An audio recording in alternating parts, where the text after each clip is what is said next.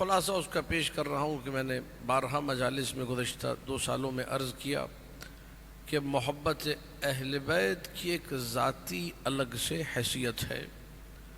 محبت اہل بیت کوئی سائیڈ کی، کوئی جانبی، کوئی حاشیے کی، کوئی ایسی چیز نہیں ہے کہ جو دوسری چیزیں ہوں گی تو یہ پنپنے لگے گی۔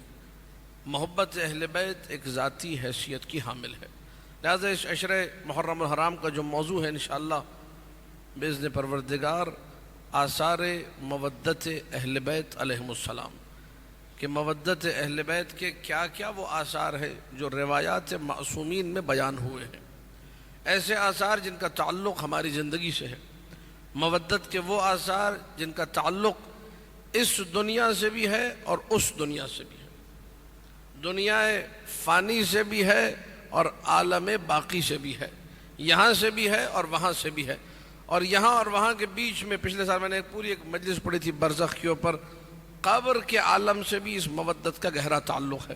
کوئی عالم آپ کو ایسا نہیں ملے گا جس عالم سے رشتہ مودت جڑا ہوا نہ ہو۔ اگر آپ کی تخلیق ہوئی ہے، اگر آپ کو اللہ نے پیدا کیا ہے، اگر آپ کو اللہ نے اس دنیا میں آنے کا موقع دیا ہے اور ساتھ میں آپ کا تعلق جوڑ دیا مودت اہل بیت سے، تو اسے بھی اللہ اپنا احسان سمجھتا ہے آپ پر، اللہ سمجھتا ہے۔ اصول کافی شریف میں حدیث موجود ہے، معصوم کا ارشاد گرامی ہے، من احبنا اہل البیت فلیحمد اللہ علی اول النعم، جو ہم اہل بیت سے محبت کرتا ہے وہ اللہ کی دی گئی پہلی نعمت پر اللہ کی حمد کرے۔ راوی نے پوچھا کہ یا سیدی و مولائی وما اول النعم، مولا وہ سب سے پہلی دی گئی نعمت ہے کون سی جس پہ ہم اللہ کی حمد کریں، اللہ کی تعریف کریں، اللہ کی ثنا کریں، اللہ کی تمجید کریں؟ فرمایا طیب الولادہ، اچھی ولادت دے کر اس نے تمہیں محبت اہل بیت سے جوڑا ہے۔ یعنی اگر آج آپ محب اہل بیت ہیں تو اللہ نے اس محب اہل بیت کو عظمت عطا کی ہے۔ کہاں سے عظمت عطا کی ہے؟ ولادت سے، پہلے دن سے عظمت عطا کی ہے، ابتدائے امر سے عظمت عطا کی۔ یہاں سے پتہ چلتا ہے کہ محبت اہل بیت کو معصومین علیہم السلام نے ایک الگ سے حیثیت دی ہے۔ من احبنا، جو ہم سے محبت کر رہا ہے اسے چاہیے کہ وہ اللہ کی پہلی نعمت پر حمد کرے۔ کسے چاہیے؟ جو ہم سے محبت کر رہا ہے۔ یہ حمد جڑی ہوئی ہے محبت سے، اور محبت کہاں سے جڑی ہوئی ہے؟ حمد سے۔ اور حمد کس نعمت پر ہے؟ وہ نعمت کون سی ہے جو اللہ دے رہا ہے؟ وہ ہے پاکیزہ ولادت۔ تو یہاں سے سمجھ میں آ گیا محبت کا اثر ہے، جملہ ضائع نہ کیجیے گا، پاکیزگی، اور پاکیزگی کا اثر ہے محبت۔ یہ دونوں ایک دوسرے کے ساتھ جڑے ہوئے ہیں، لہذا جملہ میں تمہید میں انشاءاللہ جملہ آنے والے دنوں میں مزید کھلے گا، آپ کی خدمت میں پیش کر رہا ہوں تمہید گفتگو کی۔ ہر محب اہل بیت کو پاکیزہ ہونا چاہیے، بہت توجہ بہت توجہ، ہر محب اہل بیت کو پاکیزہ ہونا چاہیے۔ یہ تقاضا ہے کس کا؟ محبت اہل بیت کا۔ ہماری مشکل کیا ہے؟ اس معاشرے کی مشکل، تم لوگ ضائع نہ کیجیے گا، تمہید آج پہلا دن ہے، انشاءاللہ آنے والے دنوں میں مزید اس پر تفصیل سے گفتگو کی، آج تمہیدی اور مختصر سی گفتگو ہے۔ ہماری پرابلم یہ ہے کہ اگر ہمیں بتایا جاتا ہے کہ فلاں عمل اگر تم نے انجام دیا تو اس کا یہ فائدہ ہوگا، کیا فائدہ ہوگا؟ اگر تم مثال کے طور پر سچ بولو گے تو سچ تمہارے لیے نجات کا باعث ہے۔ اگر مثال کے طور پہ تم نے فلاں کام کیا، فلاں نیک عمل انجام دیا تو کیا ہوگا؟ تمہارے اتنے گناہ مٹ جائیں گے۔ اگر تم کسی کے ساتھ نیکی کرو گے اس کے یہ فوائد ہیں، ہم کہتے ہیں سبحان اللہ، کیا بات ہے بھائی۔ اگر تم جھوٹ نہیں بولو گے اس سے یہ فائدے ہوں گے، ان نقصانات سے بچ جاؤ گے۔ سچ بولو گے یہ فائدے ہوں گے، ان نقصانات سے بچ جاؤ گے۔ ساری باتوں پہ ہماری عقل سر تسلیم کو خم کر دیتی ہے، کہتی ہے بھئی سبحان اللہ، واہ کیا عمل بتایا اور کیا اس کا فائدہ بتایا۔ ان الصلاۃ تنہی عن الفحشاء والمنکر، نماز برائیوں سے روکتی ہے، نماز برائیوں سے۔ آپ نے کہا سبحان اللہ، قرآن کی آیت ہے، سبحان اللہ کہنا چاہیے۔ بے شک نماز برائیوں سے روکتی ہے، کسی کو اس میں شک؟ اب چاہے وہ نمازی جیسا بھی ہو، پہلی کیٹیگری سے لے کر آخری کیٹیگری تک کا، سب کو شامل کرتے ہوئے کہہ رہا ہوں کہ جو بھی نمازی ہے، اب ایک کیٹیگری یہ بچتی ہے کہ جتنی مدت میں وہ نماز پڑھ رہا ہے کم سے کم اس مدت میں تو گناہ سے رکا ہوا ہے۔ اب نماز بہرحال گناہوں سے، برائیوں سے روک رہی ہے، آپ کے ذہن نے فوراً قبول کیا، فلاں مومن کو کھانا کھلا دو، اتنا ثواب ملے گا، اتنے گناہوں سے بچ جاؤ گے۔ آپ نے کہا سبحان اللہ، نامحرم کی طرف نہیں دیکھو گے، اللہ تمہیں ایمان کی وہ تازگی عطا کرے گا جس کو تم اپنے وجود میں محسوس کرو گے۔ وسائل الشیع میں روایت موجود ہے نوجوانوں کے لیے کہ اپنی نگاہوں کو پاکیزہ رکھو، کیونکہ ان نگاہوں کو پاکیزہ رکھنے کے نتیجے میں تمہیں محبت اہل بیت کی وہ حلاوت، وہ مٹھاس ملے گی جسے تم فیل کرو گے، محسوس کرو گے۔ آپ نے کہا سبحان اللہ، کیا کہنے، ہر بات پہ یہ معاشرے کا میں المیہ آپ کو بتا رہا ہوں، جتنے اعمال آپ کو بتائے گئے سارے اعمال پہ آپ نے کہا سبحان اللہ۔ لیکن جب آپ سے کہا گیا کہ جی علی کی محبت گناہوں کو ایسے کھا جاتی ہے جیسے آگ لکڑی کو، آپ نے فوراً سے یہاں اعتراض شروع کر دیا کہ یہ کیسے ہو سکتا ہے، میرے تو اتنے دوست ہیں جو نعرہ حیدری لگاتے ہیں لیکن وہ تو بڑے الٹے سیدھے قسم کے لوگ ہیں۔ بہت توجہ چاہ رہا ہوں میں، اسی پرابلم کو ہم نے حل کرنا ہے انشاءاللہ اس عشرے کے اندر کہ یہ کیا پرابلم ہے کہ ایک شیعہ ہو کے انسان، شیعہ گھر میں پیدا ہونے کے بعد، شیعہ امیر المومنین ہونے کے بعد، سب کچھ جاننے کے بعد، ماتم کرنے کے بعد، امام حسین کو رونے کے بعد، نعرہ حیدری لگانے کے بعد، اس کے لبوں پر یہ واہیات جملہ کیوں آ رہا ہے؟ اسے یہ آسان سی حدیث کیوں سمجھ میں نہیں آتی؟ علی کی محبت گناہوں کو ویسے کھا جاتی ہے جیسے آگ لکڑی کو۔ میں نہیں مانتا، میری عقل تسلیم، ہو سکتا ہے روایت ضعیف ہو۔ اچھا علی کی محبت کی ویلیو نہیں ہے، دوسرا اس کو کوئی عمل بتائیے، آپ خدمت خلق کی کوئی فضیلت بتائیے، کسی اور عمل کی کوئی فضیلت بتائیے، کہتا ہے بالکل صحیح، یہ ٹھیک ہے۔ یہ اگر تم غیبت نہیں کرو گے تو یہ ثواب ہوگا، کہتا ہے ہاں یہ قبول کر لوں گا میں۔ سارے اعمال کو قبول کرنے کو اس کی عقل تیار ہے، لیکن محبت علی کا ثمر اس کی عقل میں آنے کو تیار۔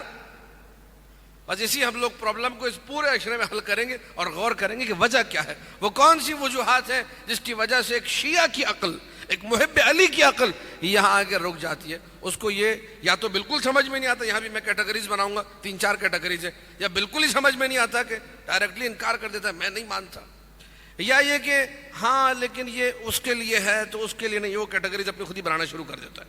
2 یا تیسرا یہ کہ سمجھ میں نہیں آیا، یہ پھر تھوڑے بہتر ہے، اور چوتھا جو بالکل آٹے میں نمک کے برابر ہے، وہ کہتا ہے مولانا نے کہا ہے تو بالکل صحیح کہا ہوگا، میرے سمجھنے میں خطا ہوئی ہوگی، لوگ میں دیکھ رہا ہوں لوگ صحیح نہیں ہے، لیکن کلام معصوم میں خطا توجہات ہے یا نہیں ہے؟ یہ ساری تمہید آپ کی خدمت میں اس لیے عرض کی تاکہ آپ کو موضوع کی اہمیت کا اندازہ ہو جائے۔ یہ کم موضوع اور اس میں مشکل ترین باتیں آئیں گی اور خطرناک ترین باتیں آئیں گی، آپ کو پتہ ہے ان باتوں کے بغیر تو عشرہ مکمل ہی نہیں ہوتا ہمارا، اور بندے حقیر کا اب نام ان چیزوں کے ساتھ ویسے جڑ چکا ہے، میں یہ باتیں نہ کروں تو لگتا ہی نہیں کہ ممبر پہ بیٹھا ہوں۔ ایک بلندتر صلوات پڑھ دیجئے، اللہم صلی علی محمد و آل محمد۔ یہ تمہید تھی، اب انشاءاللہ شروع کرتے ہیں، بسم اللہ کرتے ہیں۔ قرآن مجید کی آیت ہے سورہ مبارکہ شورا، میرے ساتھ ساتھ آپ لوگ بھی یاد کر لیجئے، یہ ہر شیعہ امیر المؤمنین کو یاد ہونا چاہیے۔ ہمارے معتبر ترین مجامع روائیہ میں حدیث موجود ہے کہ قرآن ربع فینا، 1/4 آف دس ہولی قرآن، اس قرآن کا 1/4 حصہ معصوم فرمانے ہماری شان میں اترا ہے۔ کس کی شان میں؟ آپ مجھ سے پوچھئے، میں اسد علی شاکری خطیب 4 آیتیں سناؤ، ہمیں نہیں آتی، 4 آیتوں کے حوالے سناؤ ہمیں، ربع فینا 1/4، 6432 جو آیتیں مثال کے طور پہ، ان 6450 آیتوں کے اندر ربعن کا مطلب کیا بنے گا؟ 1/4 کا، کوئی 1600-1700 آیتیں بنیں گی؟ نہیں بنیں گی۔ اگر 1/4 حصہ معصومین کے بارے میں آئے، کم سے کم 1500 تو آیتیں معصومین کے بارے میں ہیں، ان 1500 میں سے مجھے 100 آتی ہیں، میں خطیب ہوں آپ کے قوم کا، نہیں آتی۔ اور دعویٰ ہے ہمارا کہ ہم مودت اہل بیت رکھتے ہیں، یہ جتنے مجلس سننے والے یہیں پہ اگر ابھی آپ شروع کر دیں پوچھنا بتاؤ بھائی سورہ شورا کی کون سی آیت سے آئے مودت، شاید 90% لوگوں کو آیت کا نمبر نہیں معلوم ہوگا، ساری زندگی گزر کے مجالس سنتے ہیں۔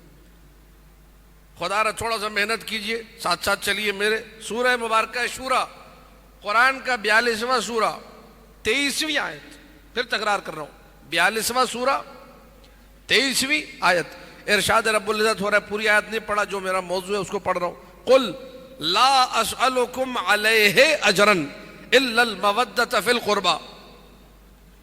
شان نزول اگر آپ پڑھنے بیٹھیں گے حیران رہ جائیں گے۔ کچھ میں یہ ہے کہ کچھ لوگ آئے، کچھ میں یہ ہے کہ نبی خود آئے، کچھ میں کچھ اور تعابیر موجود ہیں۔ میں وہ موقع ملتا جائے گا انشاءاللہ عشرے میں عرض کرتا جاؤں گا۔ آج تبرکاً بسم اللہ کی خاطر ایک شان نزول، وہ لوگ کہ جن کی ساری زندگی نبی اکرم نے خدمت کی تھی۔ کیسے خدمت کی؟ دین پہنچا کے خدمت کی۔ کیسے خدمت کی؟ نبوت تفسیر قمی آپ اٹھا کر دیکھیے، تفسیر صافی دیکھیے، اور دیگر تفاسیر تفسیر میزان میں موجود ہے کہ یہ جو علیہ ہے، قل لا اسألکم علیہ، علیہ کی ضمیر لوٹ رہی ہے نبوت و رسالت کی طرف۔ کہہ دیجئے اے رسول میں نہیں مانگتا اس نبوت پر اور اس رسالت پر۔ اچھا سوال یہ ہے کہ یہ نبی نے کہا کب کہ میں نہیں مانگتا؟ یہ تب کہا کہ جب معاشرے کے کچھ مومنوں کو، ساروں کو نہیں کچھ کو، یہ احساس ہوا، ان میں یہ غیرت ایمانی بیدار ہوئی۔ اور یہ ہر دور کا المیہ ہے، فی زمانہ بھی یہی ہے، ہر دور میں ہے، آج تک یہی ہے کہ جو دین پہنچانے والا ہے، جو پیغمبر ہے، جو رسول ہے، جو اللہ کا پیغام لے کر آیا ہے، میجورٹی یہ کہتی ہے بھئی اس کا تو کام ہی یہی ہے، تو ہم اس کیا خدمت کریں؟ اس کو تو اللہ نے بھیجا ہے، اللہ ہی اس کو اس کا اجر دے گا۔ پھر قرآن میں ایسی آیتیں موجود ہیں، حضرت نوح کہہ گئے اجریہ علی اللہ، حضرت ہود کہہ گئے میرا اجر بھی اللہ پر۔ دو نبیوں کا تو قول قرآن میں آ گیا کہ ہمارا اجر اللہ کے حوالے۔ پبلک نہیں سوچتی کہ اس کی کوئی خدمت کرنی ہے، لیکن بہرحال اس وقت کچھ مومنوں کی غیرت ایمانی جاگی، کہنے لگے اس نبی نے ساری زندگی ہماری خدمت کی ہے، ساری زندگی دین پہنچایا ہے، ساری زندگی ہمیں ایک ایک چھوٹے سے چھوٹا حکم پہنچایا ہے، یہاں تک کہ مسواک کیسے کرنا ہے، ورٹیکلی کہ ہاریزنٹلی، لمبائی میں کہ چوڑائی میں، وہ تک اس نبی نے بتایا ہے۔ بیت الخلاء میں داخل ہونے کے لیے کون سا پاؤں ہے اور مسجد میں داخل ہونے کے لیے کون سا پاؤں ہے، ہاتھ ملانے کے لیے کون سا پاؤں ہے اور کھانا کھانے کے لیے کون سا ہاتھ، یہ ساری کی ساری چیزیں توجہات ہیں یا نہیں ہے؟ ایک ایک چیز نبی نے بتا دی۔ ہم نے اس نبی کے لیے کیا کیا؟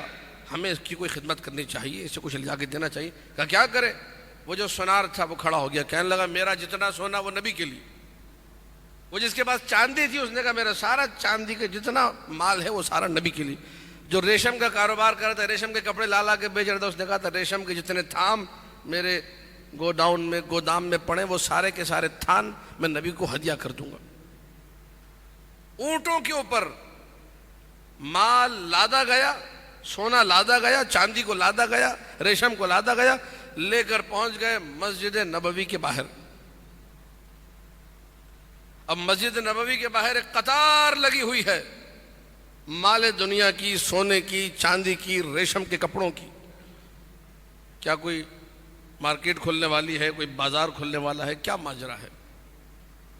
بتایا گیا کچھ مومن آئے ہیں جو نبی اکرم کو ان کی زحمتوں کا صلہ دینا چاہتے ہیں، اور اپنی طرف سے یہ مال دنیا لے کر آئے ہیں۔ یا نبی اللہ، یہ آپ کی خدمت میں، آپ نے ہماری اتنی خدمت کی، اتنی زحمت کی، آپ نے دین ہم تک پہنچایا، ہمیں اندھیروں سے نکالا، تاریکیوں سے نکالا، روشنیوں کی طرف لے کر آئے، ظلمت سے نور کا سفر کرایا۔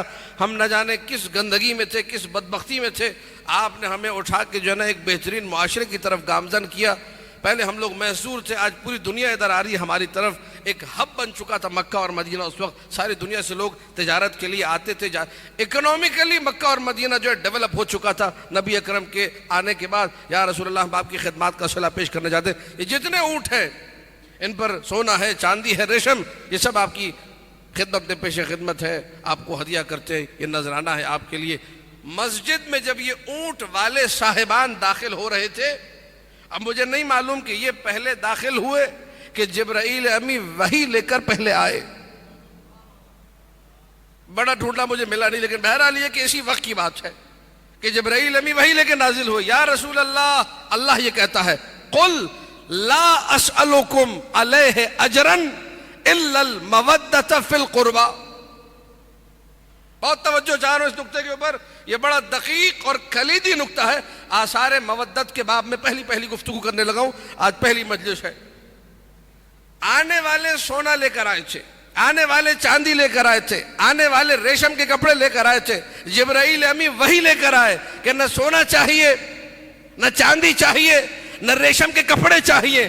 اگر چاہیے تو مودت فی القربہ چاہیے.